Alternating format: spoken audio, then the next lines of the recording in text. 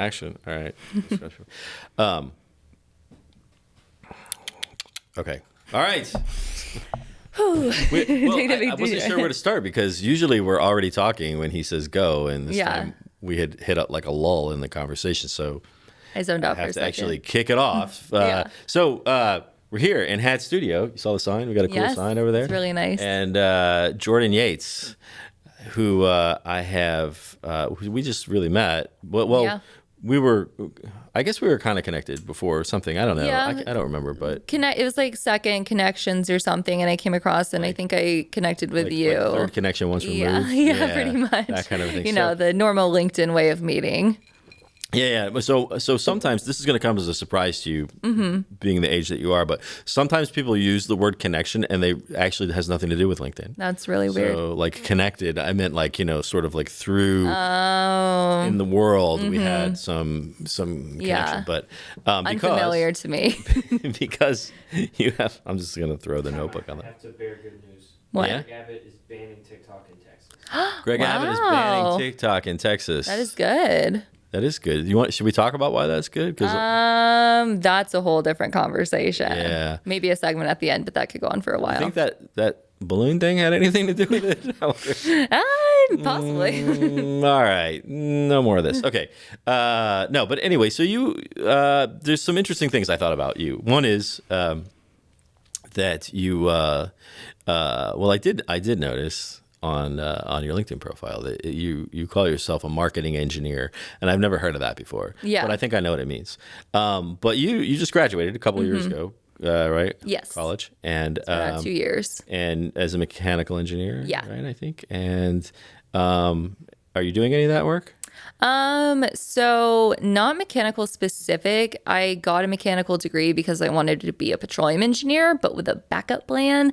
And so I ended up, people with petroleum degrees will get it, but I did that, and mechanical is pretty versatile. You can kind of do anything engineering related with it. Right. And so I did sales engineering for a bit, but what I do now as a marketing engineer, which I don't call myself that. My company calls me that, but it's not self-proclaimed. It's actually a title. That's the first time I've ever seen it. Yeah. Yeah, me too. So I actually don't really remember applying for it, but I think it was like an easy apply I did on LinkedIn. And it's interesting because I work on the marketing team for a specialty ceramic capacitor manufacturer, and typical marketing teams aren't very technical, but they're good at marketing. It's kind of hard to find both. Sometimes they're good at marketing. Always they're not technical. Yeah. So it's interesting because they had a few people on the team already, and the marketing department started about 4 years ago there. And they needed more people on the team that could speak technical, but also speak to normal people that aren't engineers and relay the messages. So I'm kind of like the translator between the really technical guys and then the people who aren't technical at all. And I break it down because there's a lot of engineers that just really don't know how to put things into layman's terms that a non-engineer can understand. And that's kind of my specialty. Yeah. Cool. So in the software world, I come from the software world. Okay. We call that product marketing. And Yeah. that's usually where the people that have the subject matter knowledge, right, as opposed to corporate marketing and branding and things like that. So, so you're doing that, but you're also a content creator. That was, I thought it'd be fun to have somebody else. And you've been at it for a couple of years, and you got, I have to say, I'm kind of jealous because you're getting a pretty good following already, and I keep asking Trevor what we're doing wrong, but he has no answers for me. Oh, so, it's just because you're not as cute as me. That is undoubtedly true. Yeah. That is, yeah. So you got 2 or 3 different shows that you're doing. I know you got the. I watched one thing that you did about welding and soldering and things like that. But then you got another thing. What all are you doing on basically, on YouTube? I have my full-time job as a marketing engineer, like I said. And then outside of that, I have a YouTube channel, which for lack of creativity, I didn't know what to call it to encompass between my podcast and my engineering stuff. So it's Jordan Yates plus engineering.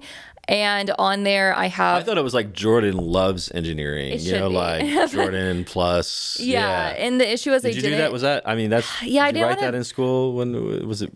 like somebody plus somebody else? That was Gosh, inside like, a heart. Right? nobody liked me enough. I didn't have any boyfriends in school, so I wouldn't know. Maybe the cool kids did, but Yeah, not I just don't know not that me. maybe that convention has died since. Yeah, I guess me and engineering, we are in a bit of a relationship. So I guess that's kind of what my channel is, our relationship of engineering and Jordan. But it was like I wanted to have things on there that weren't just engineering, but that is part of it. So I tried to have a name that wasn't too like pigeonholy to where it was like just engineering concepts. Yeah. Okay. So I have that where I do like soldering tutorials, which if you're not familiar with soldering is like mini welding of circuit boards.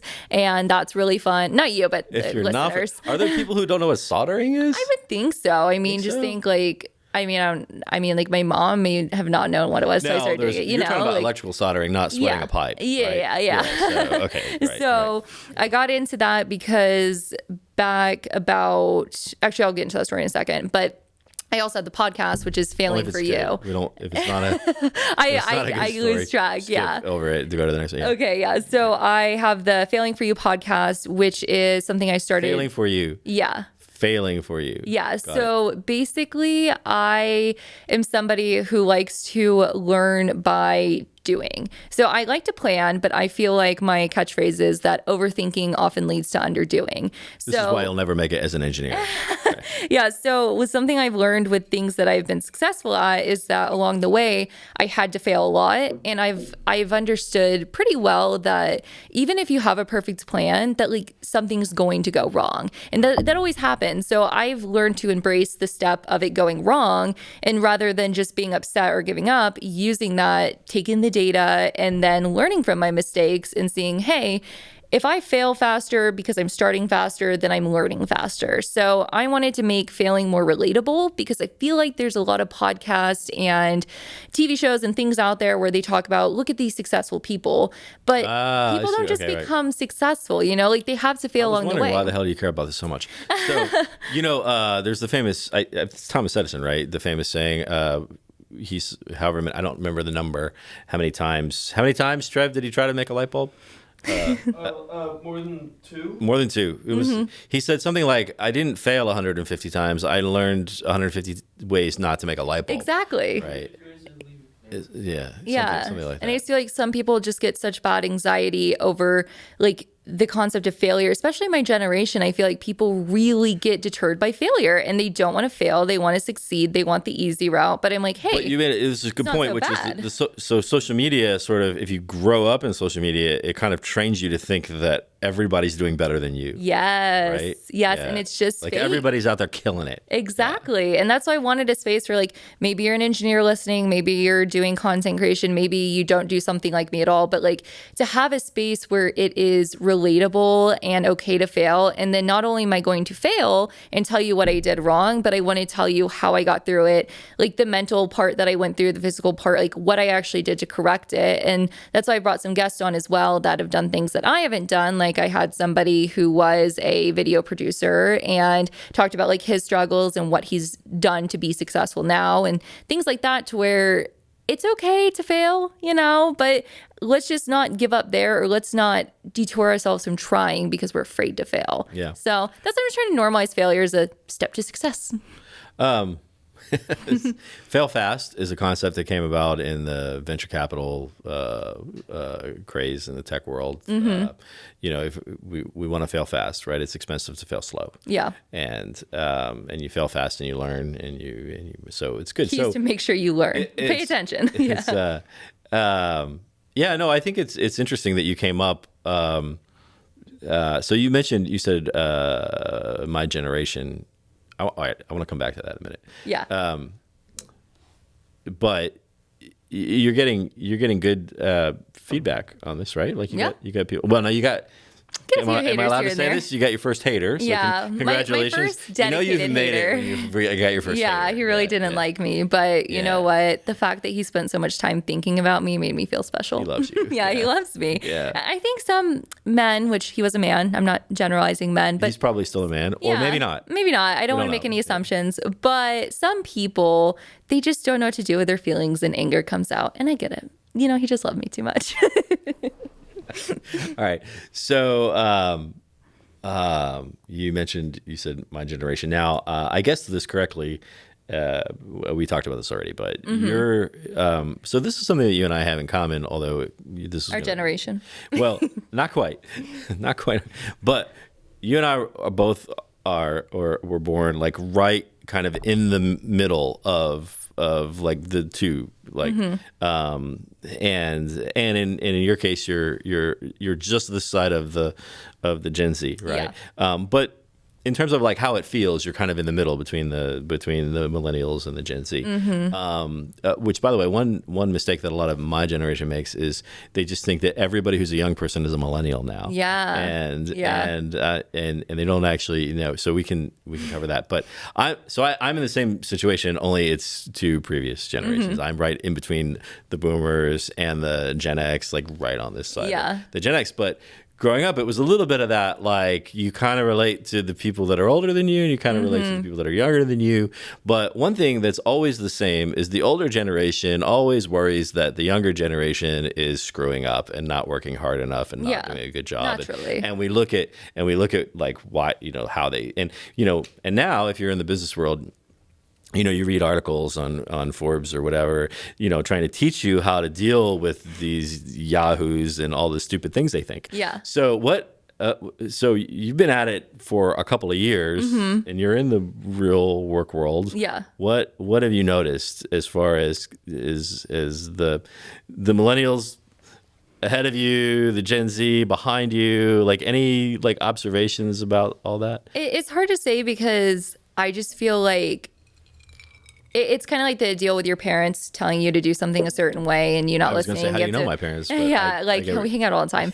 So like you have to learn the hard way. And I think that's why generations before are consistently just like, oh, you're so dumb, you're messing up. It's like, yeah, we are, because everybody that was once young is messing up and is dumb. But we're able to do it on a much larger scale because of social media. So we're much more emphasized in some of our cringy failures. And I think that it's just natural because I think that every single time there's like a generational shift, I believe that the generation before feels the same way as they do about Gen Z and millennials now. So I don't understand why it's such a relevant topic still, because I think it really is just the same thing happening over and over throughout the years. As a new generation comes, we're a little different, but the thing they all have in common is we're young. The generation before us is older. They're wiser. They've learned. We haven't learned. We're learning the hard way. Oh, sorry. The older generation thinks they're wiser. And so I think that it kind of feels the same as it typically does per generation of watching us go through the learning curve when the generation before has a set way of doing things is like painful to watch. You want to fix things. You want things your way. You want things the way they've always been, but nothing's always been a certain way. Each generation changes things a little. And I think Gen Z is just changing it in a unique way because of the social media aspect. Yeah, it's a good point, which is we all think that the way it's always been done is the way it's always been done doesn't really go back much further than but the reason why I think this is interesting in the context of the show, The American Dream, one of the kind of aspects, I guess, of the American Dream is as it evolved after. We already had the little history lesson on James Treslow Adams. And so as this notion of the American Dream evolved in American society, one of the, I guess, components of it is that each generation would do better than the previous one. So, and I believe it was, I read recently that, I think it was, now I can't remember whether it was millennials or Gen Z who said they were the first generation in the last several that didn't necessarily think that they were going to do better than the previous one. I don't know. That's pretty funny though. And so it's interesting if we're going to have, as part of this chasing the American dream, part of it is how we, and there's been lots of commentary on how the Gen Xers raised their kids, right? So your parents are probably Gen Xers, or maybe they might be older, and so anyway, the point is, what do you see? So you're doing a whole bunch of stuff, right? You got a full-time job, or you're a marketing engineer. You're doing multiple shows. You're doing the Black Girls Engineer thing. What is that? Yeah. So Cara Branch, she's actually in Houston, and they have a Houston chapter of the Black Girls Do Engineer. It's a corporation, and it's for girls, I think, age 6 to 21. And it's pretty cool because I don't want to tell her story of how she started it, but she is a Black female engineer. So she understands what it's like to be there and what it's like to not have somebody look up to you, or have someone that looks like you to look up to. So she wanted to create a space for girls that were like her to have that. So they have, women to look up to that look like them. And so I've been working lately. I emceed an event for them a couple months ago because someone reached out to me on LinkedIn. They couldn't do it. They asked me, and I was like, yeah, why not? And I went, and I was like, okay, like, she's doing some awesome stuff. Like, I really like her a lot. She's really just a genuine person. And then I saw her post something about STEM Day Houston, which is going to be kind of like an exhibit where the girls get to meet different people in the STEM field and do some little exhibits and see, like, some hands-on learning. I was like, ooh, I've recently found a hands-on STEM activity that I really like, which is soldering. And so I reached out to her, and I was like, hey girl, can I do a soldering station and teach the girls to solder? I was like, since it's last minute and not planned, I was like, let me figure out how to get everything donated. Like, I will take care of that and like make it happen. I would just love to do this. And she's like, absolutely. Like, this is a great idea, because just think the instant gratification of doing something like soldering when it works. And when you make something with your own hands with something you didn't quite realize could work, like these little LED light bulbs and the resistors and capacitors, something that's so foreign to them now becomes familiar, and then they make it work. They make the light turn on, and it's like, wow, that was fun. And maybe these girls become engineers, maybe they don't, but at least they're introduced to the fun side of engineering at a young age. Something I wish I would have had. Yeah. Well, for me, when I was a kid, it was the old Christmas tree lights and the little sockets with the wires going like this, and right. All right, so everything that you just said, everything that you're saying to me seems a little different from a lot of people your age that I've encountered. Yeah. So I guess the first question is that true, or is that just my old guy perception? No, I would say I'm a go-getter, as they say, just because I work from home. So I think I have a little more free time, not having Everybody a commute. works from home. Yeah. So, but like I really optimize working from home. So that not everybody does. Yeah, no, I'm very good at my job, my day job, and I'm very efficient at it. And I have that pretty under wraps. And I also learned how to not take work stress home with me. And I'm very good at separating that, because that's something I had to learn the hard way. So not having the physical feeling of being stressed about my job gives me so much more energy to focus on things I'm passionate about, because I feel like, work is work, and I love my job, I care about it, but I'm not going to stress over it. So do you think other people, so I come from a generation of people who continuously stressed over their jobs. The millennials, it was encouraged. The millennial, it was encouraged. It was It rewarded. If you're not stressed, rewarded. you're not working hard enough. Rewarded. The millennials came along with this crazy notion about work-life balance. But do you think, so people in the up and coming, the people that are now moving it, your age, coming into the workforce, that are going to be, doing all the things that people, do they stress about that? Yeah, I would still say there's like a very generalized anxiety amongst them, but I think the difference between the millennials and the Gen Z, because when I think Gen Z, I think more my little sister. She's 17, she's about to graduate and all that. More in the sweet spot. She's like, yeah, she's like really in the TikTok era of all the like, you get your fashion trends from TikTok. You do everything. TikTok's like your guide to life. So I would... Not anymore. Not in Texas. Yeah, it's true. So I would say, I think the question is how they take the stress with them, was it? I feel like I lost myself for a second. Take your stress. Yeah. Well, the point is, so I guess what I'm saying is, it seems to me that stressing out about your job is something that kind of died with the Gen Xers, because the millennials came along and they didn't do that. Yeah. They still don't. I feel like it's person to person, just being around a lot of people that age, because they still have this idea that their parents gave them that like if you're not working super hard all the time and super stressed out and working a lot of hours, then like you're not doing enough. So I feel like there still is that generalized anxiety of you're not doing enough amongst the millennials. But then I think the Gen Z a little is swapped of like, I shouldn't have to do anything and I should just be given money for nothing. So I think there's like a little bit of the extreme of overworked and then like the guilt of not working enough, but the idea of work-life balance coming in sort of in that between the millennials to Gen Z, but then Gen Z sometimes takes it too far and it's like, I don't want to work, I just want money. Well, they saw what happened in COVID. You can get money for not doing anything. Exactly. So it's kind of hard to say in general, because I feel like it really is person to person, depends how you were raised, depends on your socioeconomic situation, and really becomes a nature versus nurture conversation. But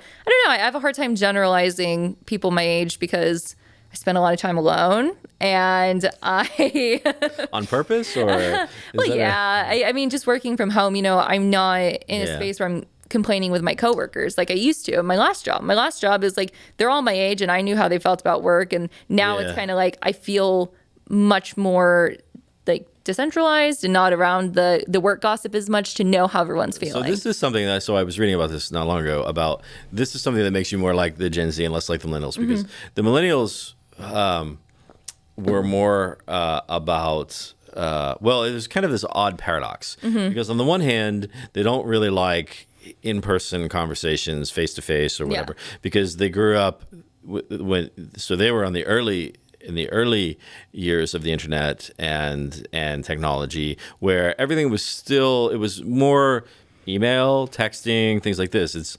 It's the next set of people that that had the benefit of FaceTime and more audiovisual in social media and things like that. So they're actually, it kind of brings back some of the real human conversational skills that were lost for a little while. But at the same time, I'm not sure I can quite work this out in my head, but what I've read is that the millennials favor working together more as a team, where Gen Z wants to be like, I'm going to sit over here and do my shit and you do your shit, and we'll, right? And so is that more where you sound more like that one? Yeah. So like I said, it's so hard to generalize because I was actually in a podcast. I know, but I'm going to force you to generalize. Okay.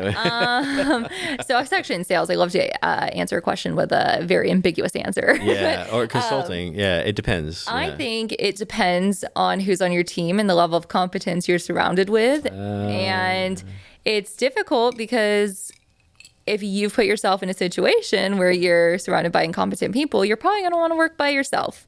I've been in situations like that a lot through school. I feel like I hated group projects because group projects meant I did everything for 4 people rather than 1. Yeah. So, but you know why that is, right? Because it's on your forehead. I'll do everything. That was my personality. You telegraph that, So I struggled with that and balanced that, and I also was a control freak and did not want anybody to mess it up because I wanted it to go well, and so like I would take over, and so it really but that's my personality. There's some people who work really good in groups, but I think people, especially our age, with our schedules being really flexible now with the more work from home shift, the generalization I can give you is that we do like to do things on our own time. And that doesn't always work well in a group setting because you have to communicate, you have to be on the same page. And I do think people in the younger generations may struggle with that more. There's some exceptions, of course, but I do think with getting to be in our own space and doing it on our own time, it does make collaborating less appealing. Yeah. You like it to be more asynchronous. All right. So we'll kind of put a stake in the ground on that one now. Yeah. Now the next thing is, but I still think that so you're a go-getter, you're doing a whole bunch of things. Why? Okay, so it kind of goes with the conversation we're having with Trevor before about I've always been very busy. So growing up, I did not have like very good financial situation. Like, we struggled a lot. My parents had 4 kids, they're divorced. So like it was a struggle. So I had in my mind, like, I'm going to go to college, I'm going to work really hard, and I'm going to get money, and I'm never going to struggle again.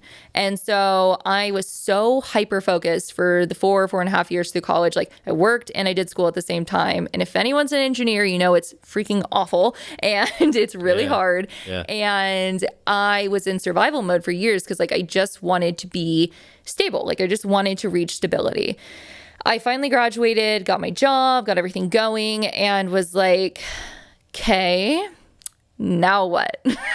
I got the work thing down, and it's like, now you basically work until you die. Like, what's next, you know? And so I started dating. I did that, and I was like, okay, like, that's cool. Got that thing figured out. And then do you? Because I mean, I've had the same boyfriend since I've graduated, so I would say somewhat 2 years. Yeah, so not too shabby. We do all right. But I think I got shut up, Trevor. So I got more into the content creation because in my jobs throughout college and then when I graduated, I was in a technical sales role. So I thought that it would be a good idea to use LinkedIn. Did you sell anything? Yeah. So when I was in college... a lot of people are in sales and they don't actually sell anything. Yeah, so did you sell anything? For sure. Yeah, I did. I did sell things. Okay, yeah. Good. I mean, it wasn't like overly impressive because I was in it for, you know, a short period of time, but, you know, sales cycles, whatever. But by the time I got into the job out of college as a technical sales engineer, I had probably like 4,000 or 5,000 followers on LinkedIn. And I was like, oh, I have a decent base. And so as soon as I started my job, I started connecting with people in the manufacturing industry in my area. Every week, I used up all my connection requests and I would connect. And a few months in, after I understood what the hell I was doing, because I went from oil and gas to industrial automation controls. Like, I didn't know what a VFD was on day one. And that's pretty funny when you're in the industry and VFDs are like very common, variable frequency drive for anybody listening. Yeah.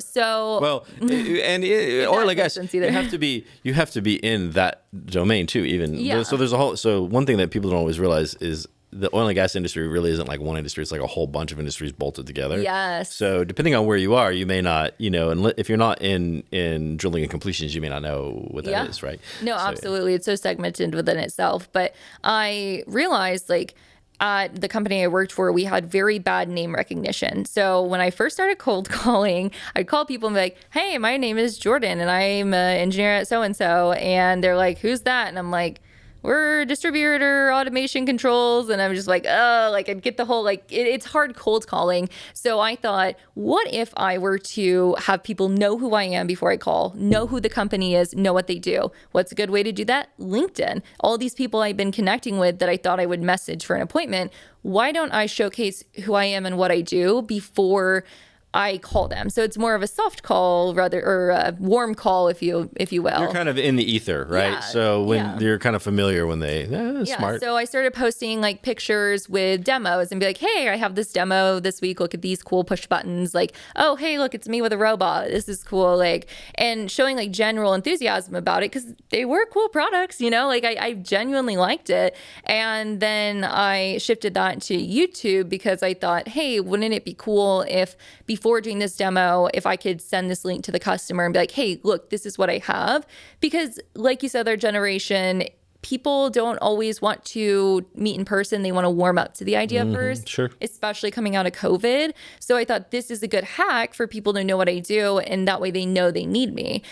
That kind of snowballed and I got up to like 8,000, 9,000 followers, something like that. And I was just getting a lot of traction. People loved it. Super fun. And then a few months later, I quit that job for various reasons I don't want to get into on this episode or else it'll be very long. But it goes to say that YouTube channel was based around the demos I had there.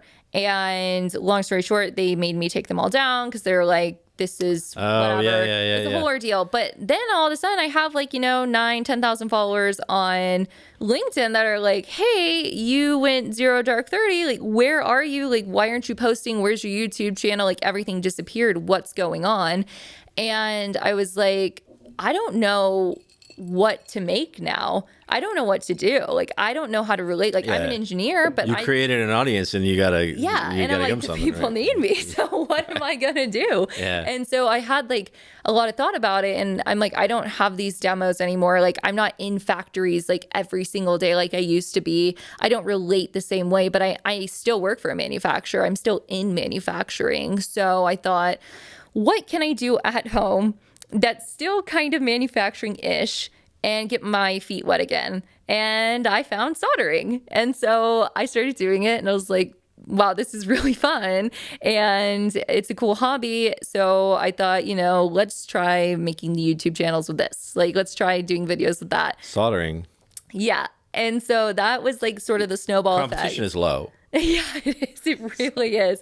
So I kind of took that and made the YouTube channel come back. And then I got, a lot of enjoyment out of that. So then the podcast came about, the Failing for You. And then the, just all the extensions of that on LinkedIn and like keeping up with them. So I finally had a sort of personal brand again. And that was really fun. My current employer's cool with it. They say, do whatever you want. Just don't manufacture ceramic capacitors. I'm like, deal. Like, I don't worry about you because all these things that you just described take time, right? And even when you were building up, when you were doing the demos, and so this concept that you had about let me get myself like presence so that people when I'm calling on people, they recognize me, or like that.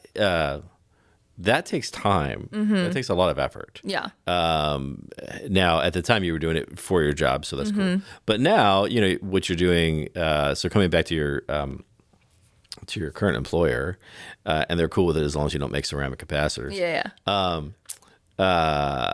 But do they worry that the time, right? Like you're dividing, because this was something that again in the old people like me, employers were always worried. It wasn't so much whether you were doing something that competed with them. It was that you were dividing your attention and your time.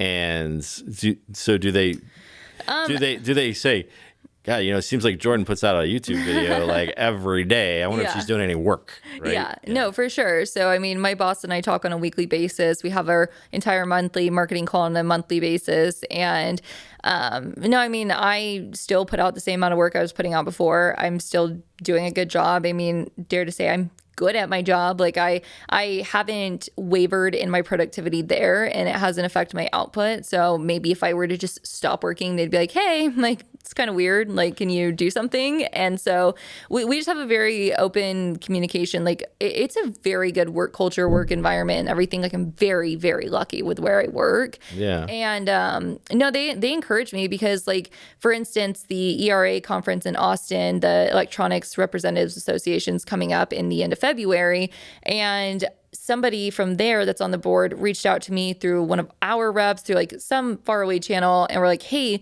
we follow you on LinkedIn. We love what you're doing. Can you come and speak at the session? And now I'm going to be speaking at 2 sessions there. Turns out our company's a sponsor of the event. Like, they didn't even make the connection. And then my boss's boss is going to be there. And so for them, the things I'm doing in the social space, it indirectly benefits them because now Knowles, sorry, I don't want to say my company's name on here. I don't know if you're like allowed to do that, but my company is going to now be represented in a way they weren't going to because I put myself out there socially. Yeah. So they like that. And, so they recognize Yeah. So they recognize the value. And you're like, oh, that's really cool. Like, obviously we would have invited you, but you're not technically a salesperson. It's a salesperson conference. And so it's like the fact that was asked to speak there by someone else, they recognize that and they appreciate that. And they like my initiative of being somebody who's in a situation like that. Yeah. So, but there's something that you said in there. So you commented that your productivity is there, that you're doing as much or more, you're good at your job. It sounds like these are things that you see as important, that you put value on, right?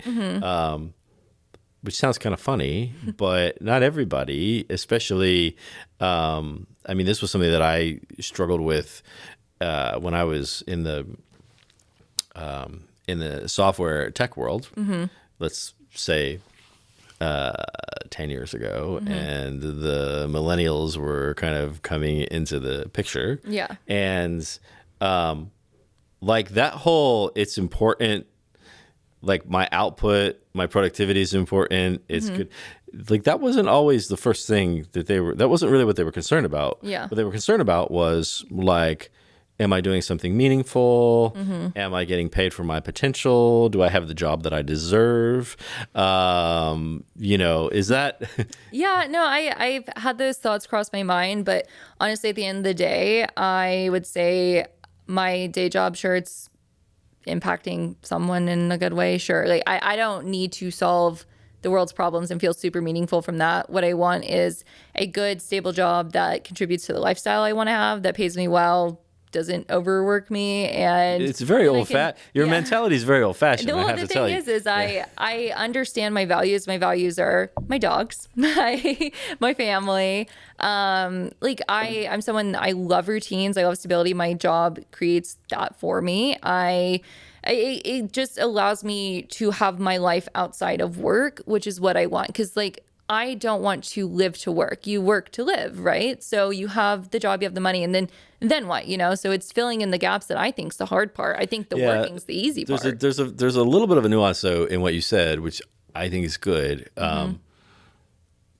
Because on the one hand, you have this notion of a work-life balance, which is more of an entitlement kind of thing. Like I want you to make sure that you only don't give me more work than I can do without infringing on my work-life balance, right?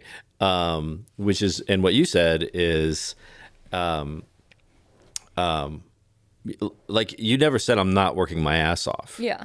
Right. What you said is I'm working to get the lifestyle that I want. Right. And you do whatever it takes to do that. Yeah. And then right. So what do you ever, so during those times when you're not by yourself, my dogs are always there. But do you ever look around at do you ever look at other people your age, your generation? Do you ever think? I can tell you're not a judgmental person, but do you ever think you should be like if you asked me for advice, I'd give you some advice on what you're doing?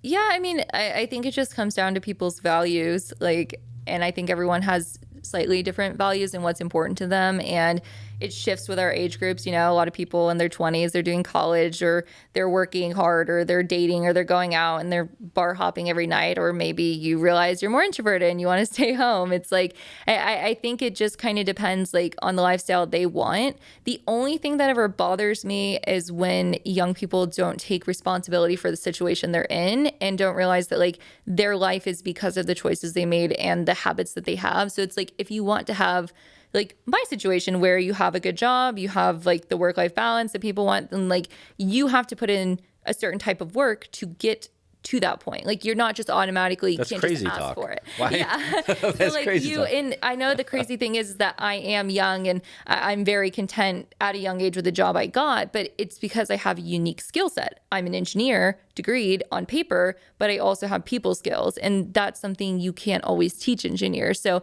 am I lucky? No, because I worked really hard for the engineering degree, but you have to have something that makes your skills special if you want to have a cushier job at a younger age. And some people don't have that, and they don't want to work the extra hardness that they have to work to compensate to be in a better position. And that's fine. But the only thing that ever annoys me is when people complain about the job they have, but they're not doing anything to change it. Yeah. And they're like, well, this is my situation. And I'm like, okay, but if you want to stop trying harder and you want to accept that, that's cool. That's up to you. But to complain about it isn't productive. Go do something about it. And so it's just this idea. Yeah, I get it. Everyone wants work-life balance. And I think company culture is important. The way you treat your employees is important, but also it's up to you to not take your job too personally. So you have to learn to separate it. You can work 10 hours a day, but if you continually stress about your job after work, even though you're not technically working, you're putting that on yourself. So it takes a lot of mental discipline and routines to learn how to separate mentally from your job when the day is over. And I'm not saying that everyone should do that, but for me, that's what's helped me feel I have work-life balance. Like I could work all day, but when work is done, I'm done. Like that's it. Yeah, that was some good stuff. If Good you stuff in stress, there. if you stress about it ahead of time, then it's like you're gonna stress twice. Like why stress twice? I think so that works for you because your personality means you're prone to maybe perhaps stress about something that you don't need to. I think the flip side is there were some things that you said in there that's very good when it actually starts to and you know, don't take this the wrong way, but you're starting to sound a little like an old person. I'm not very hip, as they say. No. So it was earlier generations, really before the boomers, right? It's what they call the greatest generation.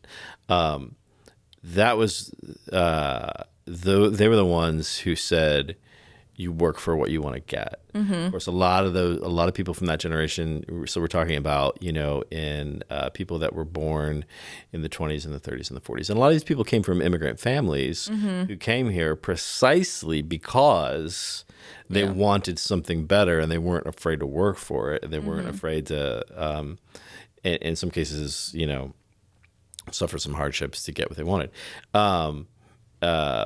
So that way of thinking in the era, which I think, hopefully, thank God, I think we're out of this now. The everybody gets a trophy world. Oh right? gosh, I think we're entering that deeper. Are we still in it? I think we're really getting into that era. So that you know, you rewind back to a time when you know, two boys at school got into on the ball field, got into a fight, and the coach came over and like he didn't stop the fight, he refereed the fight, right? And then he made those boys shake hands and be friends after, right? Like, and there's lots and lots of examples, you know, but people. So some of what you're describing is actually very encouraging to me. It actually says maybe there's like hope for the country because what you're describing is a stop bitching, go out there and do what it takes to get and part of that, like you said, you grew up in like times weren't easy. Yeah. And and you know, there was a lot of things that happened when you were growing up that made it difficult, not just for your parents, but for a lot of people's parents. For sure. Right? There was a lot of different, you know, there were economic problems, there was a number of other things. So that's the thing that I think is not as present.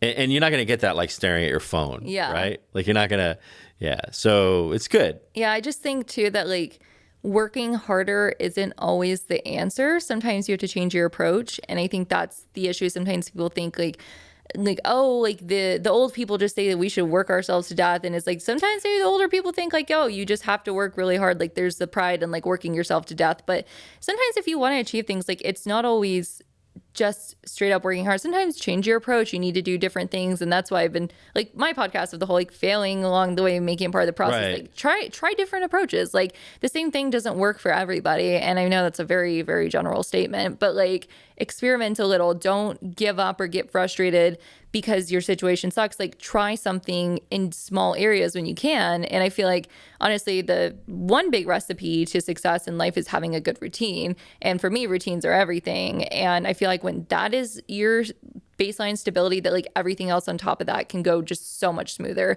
I feel like it's when you're living a very chaotic life that it becomes hard to be successful. But some people thrive in chaos, which some people say I'm chaotic, but I'm like a stable chaos. I'm like a little mix of both. Like I have my baseline stability, but then everything else I do on top, I do a lot every day. But I don't know. I feel like I contradict myself with some stuff. Yeah, that would make you. That would probably make you normal. Yeah. So what you're describing there, though, is an important distinction. I'm glad you brought this up because you're talking about the strategy versus the tactics. Mm-hmm. So this, and you're right. This is misunderstood. The strategy is should I just keep working harder versus should I think differently, do something differently? That's the tactics. That's the tactical. The strategy is it's on me to get there, and that's what your way of thinking and the old people, that's what they have in common. Yeah. Is it's on me to get there. Yeah. Now, how you go about doing it is different, right? Like maybe you're going to be because you have technology and you have other things, right? Like you're gonna, but the what is the same, and I think that's maybe not as prevalent. Yeah, everywhere. I just feel like there's something so beautiful in taking responsibility, because if you're the reason that you're a failure, then you can also be the reason that you're a success. And that's why I just think it's so great, because I'm like, most of the time. Well, because sometimes I look at myself when I mess something up and I'm like, everything that happened was my fault. Like I had like so much to do with this failure. And it's like, oh my gosh, wait, if I'm the one messing it up, then like I'm the only one who can fix it. And that's comforting, because you don't have to like hope some like external thing comes in and saves you. It's like actually you that can help you. Yeah. And that's so like comforting to me, because like for me, when there's will, there's a way. You make it work, you know? Yeah. It's good. It's good. It's a little like way of tricking yourself and like making bad things feel better. But like, I don't know. I think there's a... So what's coming up for, on the failing for you? Yeah. How many? What you're up to? How many episodes now? I think 8 came out last week, so the 9th one will come out this week. So we're still early days, but which ones? So if somebody's listening to this and they go, or watching this and they go, I want to go check that out. Which one do you like the best? Ooh, I would say one that was very popular was the career advice from a recruiter with Mark Levine. I think that one was pretty interesting. Career advice from career. Oh, career advice. Sorry, I need to enunciate better. Yeah, he won't give any queer advice, but career advice. That one, and then I think the funny one is the How I Became an Engineer, because I think that story is actually pretty funny. Yeah. Okay. But yeah, you can find it on Spotify or any of the podcasting networks. And then I also have a website. It's JordanYatesMarketing.com.